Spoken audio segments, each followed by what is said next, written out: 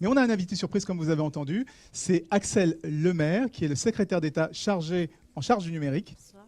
Et on est ravis de vous avoir ici. On peut applaudir. Axel Lemaire qui a beaucoup prôné la République numérique et qui, vous allez vous en douter, sur tout ce qui concerne le numérique, sur tout ce qui concerne l'éducation, sur tout ce qui concerne la France, les startups, l'entrepreneuriat, a pas mal de choses à vous raconter. Tout à fait. Bonsoir à tous. Effectivement, on fait beaucoup. J'adore comment il y a un chauffeur de salle. J'ai l'impression d'être sur un plateau télé. On fait beaucoup au sein du gouvernement pour soutenir les startups, pour soutenir l'écosystème d'innovation de manière générale. Et on fait beaucoup parce qu'on croit en vous. Et je ne suis pas sûre qu'en France, on ait toujours dit ça aussi directement et aussi sincèrement à l'adresse des jeunes.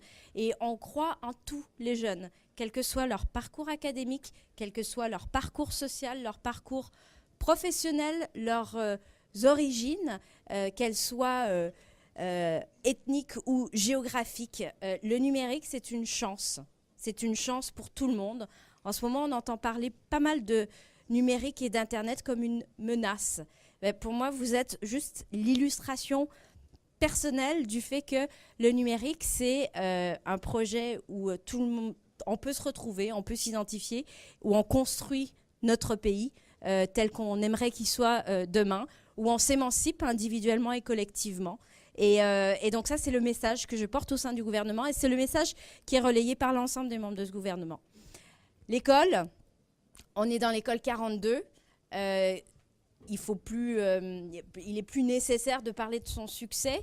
Et son succès, je ne pense pas que ça soit parce que c'est un anti-système, mais je pense que c'est quand même parce que c'est un établissement qui a d'abord compris tout le potentiel qu'il y a dans la jeunesse pour former des super bons développeurs, et puis qui a aussi compris que la structure institutionnelle devait s'adapter aux besoins du marché, aux attentes des jeunes, et qu'il fallait pour ça aller vite, être souple, être agile, être innovant dans les pédagogies, faire confiance. On n'est plus dans le cours d'amphithéâtre qui se donne de manière unilatérale, où il y a d'un côté les apprenants et de l'autre les sachants. Non, on est dans l'intelligence collective où tout le monde a compris qu'on pouvait apprendre de l'autre.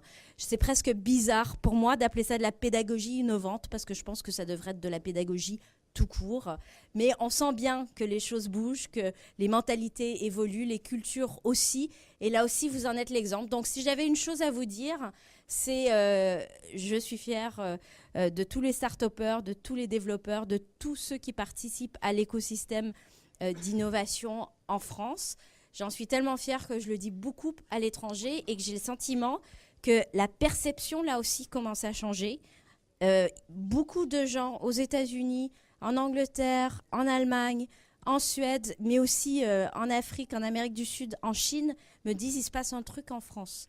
La scène tech, la scène innovante, elle est réputée, ça grouille, ça bouillonne, et c'est heureux, donc c'est une vraie fierté. Mais j'ai surtout envie de vous dire, soyez fiers de vous. Ça aussi, on vous le dit sans doute pas assez. Soyez pas arrogants. Ça serait faire comme vos aînés, surtout pas.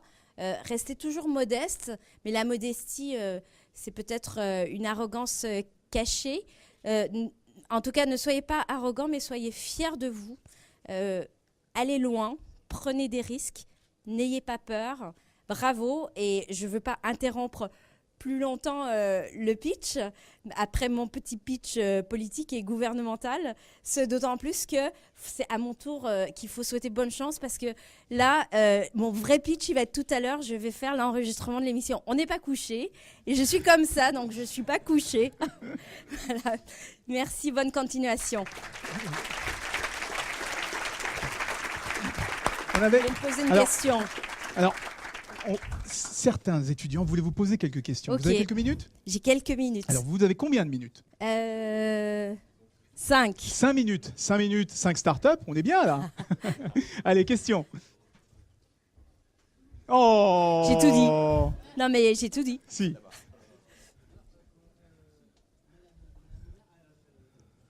Attends, une seconde. Alors, j'ai entendu Madame le maire évoquer. Allez-y, je vais faire la traduction, Nelson Montfort en direct. Prenez des risques. Enfin, je veux dire, tous les entrepreneurs ici, les développeurs de start-up prennent des risques tous les jours puisqu'ils échangent la chose qu'ils ont de plus précieux, à savoir leur temps, contre une potentielle réussite ou une potentielle expérience. Maintenant, le problème, c'est que les gens qui doivent vraiment prendre des risques, à savoir les financiers, sont pas là. Donc moi, je veux bien, il faut qu'il y ait une scène, des technos, des choses à vendre. Et vous parliez de la possibilité, effectivement, de la fierté des techniciens, des technos françaises, à l'international. Le problème, c'est que dès qu'on arrive à un petit pas et qu'on commence à avoir la visibilité, c'est des investisseurs américains, des investisseurs asiatiques qui viennent et qui prennent les technos et il n'y a plus personne après. Alors, qu'est-ce qu'on peut faire ? Ça démotive un peu, quoi. C'est un des principaux sujets sur lequel je travaille en ce moment. J'ai identifié 2 obstacles majeurs pour la croissance des startups en France pour qu'elles deviennent des scale-up en France et en Europe.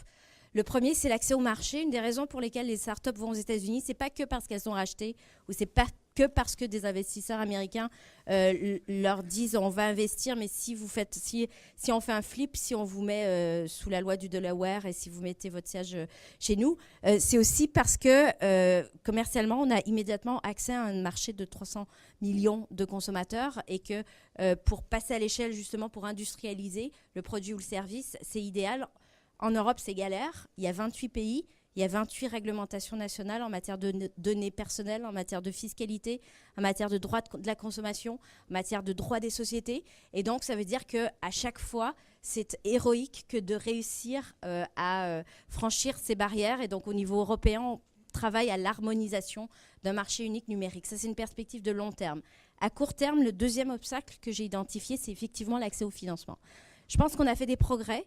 D'abord parce que maintenant, la phase d'amorçage est moins un problème que ce que ça n'a été il y a 10 ans, par exemple. Au départ, c'est ce qu'on appelle la love money, les amis, la famille, tous ceux qu'on peut trouver qui croient en notre projet.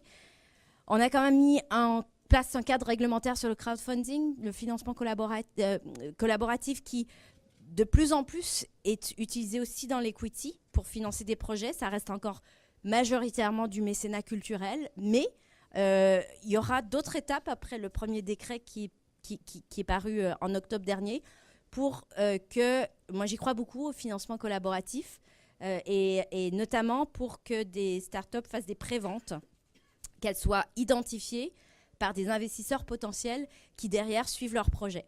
La phase après, c'est le capital risque et ce sont les investisseurs. Pourquoi ? D'abord parce que, vous l'avez dit, vous avez raison, en France, les banques sont frileuses et il se trouve que le modèle de financement des entreprises, il est à 70-80% en France encore basé sur l'emprunt bancaire. Les commerçants, les artisans, dans l'économie plus traditionnelle, moins directement numérique, ils se tournent vers leur banquier quand ils veulent faire un investissement, quand ils doivent acheter un local, acheter une machine. Et bien aujourd'hui, pour les startups, c'est un vrai problème. Aux États-Unis, c'est exactement l'inverse, la proportion. C'est 70% capitaux propres, financement par des investisseurs et le reste en emprunt. Donc on essaie de développer, de pousser le marché du capital risque. Pourquoi je parle tellement de vous et pourquoi j'en suis tellement fière ? Au-delà de la fierté sincère, c'est pour faire venir les investisseurs étrangers en France. C'est pour qu'ils, plutôt que de dire « venez chez nous », ils se déplacent et moi je leur dis « come and see la French Tech, venez voir les métropoles labellisées ». Et il faut effectivement développer ce marché du capital risque en France, mais au niveau européen. On est en train de développer des outils pan-européens pour faciliter l'accès. Puis ensuite, il y a plein de choses. On travaille sur le corporate venture pour que les grands groupes investissent dans les startups, soit par des fonds d'investissement, soit directement. Je vous donne un exemple. Cet après-midi, j'étais avec M. Bazin. Qui est M. Bazin ? M. Bazin est le PDG du groupe Accor. C'est quand même du lourd, Accor. C'est combien d'hôtels dans le monde ? 300 000 et quelques, c'est 160 000 salariés. Et c'est pourtant un marché qui a été complètement bouleversé par l'avènement du numérique. Booking, Airbnb, aujourd'hui, leurs business models sont impactés frontalement. Et moi, ce que je leur dis, c'est une question de survie. Travailler avec les startups, c'est du win-win. Donc, il me dit, bon, OK, on a investi 20 millions dans quelques entreprises l'année dernière. Ça peut être de l'investissement ou du rachat. Et c'est pas un échec, le rachat, hein. Au contraire, si la Silicon Valley marche si bien, c'est aussi parce qu'il y a beaucoup de rachats et derrière, on fait autre chose. Et ben, à force, il m'a dit, bon, non, mais 50, pourquoi pas, 75, pourquoi pas. Et là, à la fin de la réunion, je dis, allez, on top 100 millions l'année prochaine. Il m'a dit, ouais, pourquoi pas. Donc, et ça, ce travail, je le fais avec la totalité des patrons du CAC 40 en leur expliquant que ce que j'appelle l'innovation ouverte aujourd'hui, c'est un impératif pour eux. Et ça l'est aussi pour les startups, pour que nos grands groupes s'engagent dans l'écosystème d'innovation. Là, vous m'avez lancé sur le financement, je pourrais en parler des heures, les 5 minutes sont passées. Mais en gros, on essaie de diversifier toute la chaîne de financement. Je n'ai pas parlé de la BPI. La BPI est quand même très présente en appui, en soutien, pas pour dire on distribue de la sub, pas pour dire on donne des fonds publics, vous êtes dépendant, c'est plus ça du tout. Le modèle, c'est de dire on co-investit dans des fonds avec des investisseurs privés. Donc, c'est du one-to-one, un peu sur le modèle israélien. La banque publique met 1 euro, l'investisseur privé met 1 euro. C'est une vraie garantie qui est apportée par l'État sur le sérieux et la crédibilité du projet d'entreprise. On travaille beaucoup à ce problème du financement. Les 5 minutes sont passées, malheureusement, j'ai l'impression. Hein. Petite dernière. Allez, une autre question. On a parlé d'open innovation qui peut être une aide, une solution au financement. Et d'autres questions? Allez-y. Oui, bonjour. Moi, je suis plus très jeune, mais enfin, je vais croire que j'ai droit quand même à la parole. L'âge n'est qu'un chiffre. Oui. C'est dans la tête, tout ça. Non, je voulais vous interroger sur le choix dans votre communication du mot code, Oui. qui me semble pas, moi, correspondre. Ça fait 35 ans que je fais de l'informatique, je vais aller très vite, hein, qui me semble pas porter tout le sens qu'il y a derrière le développement, la création, la finalité. On produit du code, mais c'est le résultat, c'est l'aboutissement, et ça me gêne énormément, ce choix.